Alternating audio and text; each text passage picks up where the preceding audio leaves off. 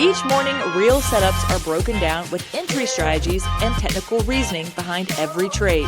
This is today's best trade setups with Verified Investing. Welcome to today's best trade setups. My name is Benjamin Poole, head trader at Verified Investing. The markets were starting to rally a little bit as oil was starting to fall. Now, all of a sudden, we're kind of in a pause mode to wait and see what happens at 1 o'clock to see what the president decides to say. What we're going to do is we're going to jump into some charts. Depending on which way the markets go, we want to be ready for some action. Let's go ahead and jump into the charts. The first one I'm going to go over with you guys is ORCL. So here's this first level on ORCL that I'm eyeing. If we get another surge to the upside, $153 is this prior red bar candle. This was the opening candle or opening price before this nice sell-off. If we get this nice push to the upside, this is where I'd be looking to short this going into the afternoon session. Now, as you can see, we're slightly ticking up from the lows. However, if we continue to drop, if the U.S. oil prices continue to rise, we could head all the way into $138.80. That is my first long level, with the secondary level at $136.48. I still like Oracle for a potential long trade. And so that, again, is what I'm eyeing for this chart. Let's go ahead and jump into Apple. Apple is in this nice parallel channel. I'm going to go ahead and reset this chart and show you where I'm taking this parallel channel pivots from. So here we have the pivots from 2021. As you can see, it was a multi-touch. Here's a secondary or third hit, fourth hit. Now we're actually trading right above the midline of this parallel channel. So now let's go ahead and zoom in to the charts. Right here, Apple filled this gap sitting at $260.81. So this trade is already starting to play out. If for some reason we can't get a $2 to $2.50 level or a price action below that, I would be looking at re-entering it at $262.52. This was a prior gap on the charts. And as you can see, you already had this pretty solid rejection before we got to the midline of the parallel channel. If we get another push to the upside, that is where I'm going to be starting to short AAPL. On the downside, if we decide to get a sell-off, you are going to have this gap in the charts from the opening candle on Thursday, the closing price on Thursday. So this is a $255.92 level is where I'd be looking to play Apple for a long in the afternoon. STX had this huge push to the upside. So what I want to do is I want to show you what happens when you have these hidden trend lines in the charts.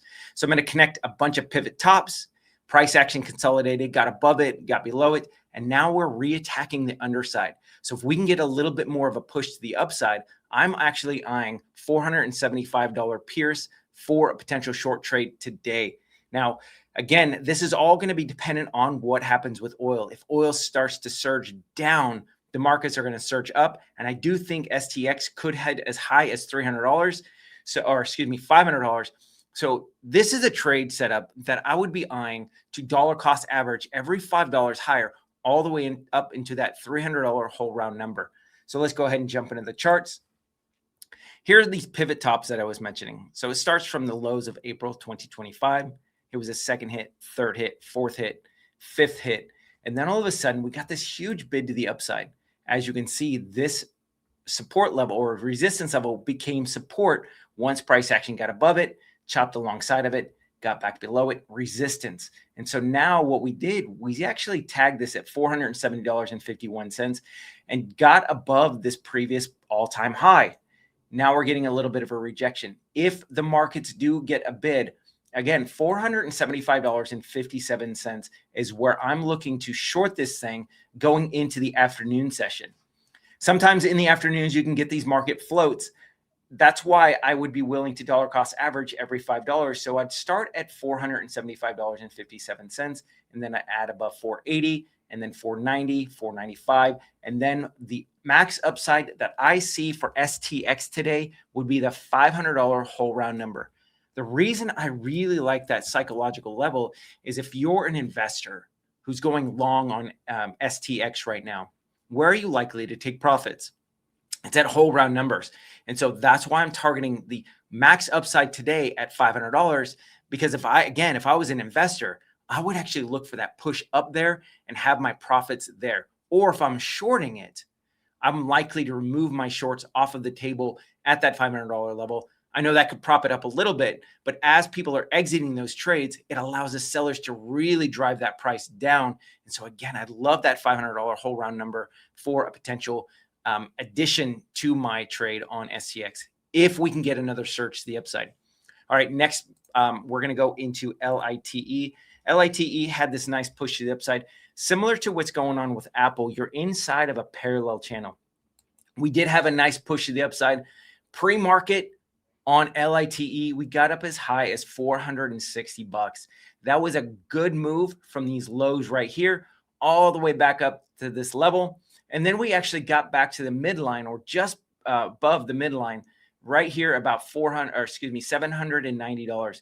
So for me, what I'm looking at is, because we've already had this nice rejection, if we get up to about $400 or $840, that's where I'd start my initial short trade, knowing that I could dollar cost average every $10 higher on LITE. And just like STX, I was mentioning whole round numbers. $900 is the upper end of this parallel channel. And so I do anticipate a rejection at that level. And again, I would dollar cost average every $10 higher from $840 all the way up to $900. For me, that would be the maximum upside that LITE would have today. And the $900 whole round number would actually be where I would start my short for a swing trade. A stock like LITE can move 10 to 15% in a day. And so I'd actually be looking for about a 10 to 15% pullback from that $900 whole round number. And so this is looking like it could potentially set us up really well going forward into the future for a nice swing trade to the downside.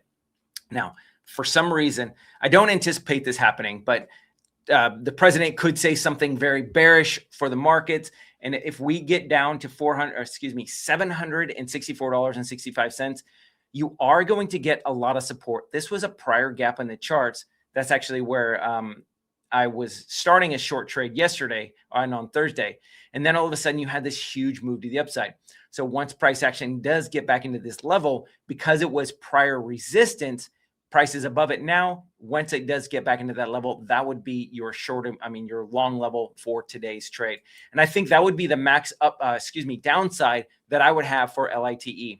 If it did close below that on a 15-minute closing basis, I would actually look to stop out of the trade and wait for this lower end of this parallel channel, sitting about $673, and then this prior gap in the charts at $649.56.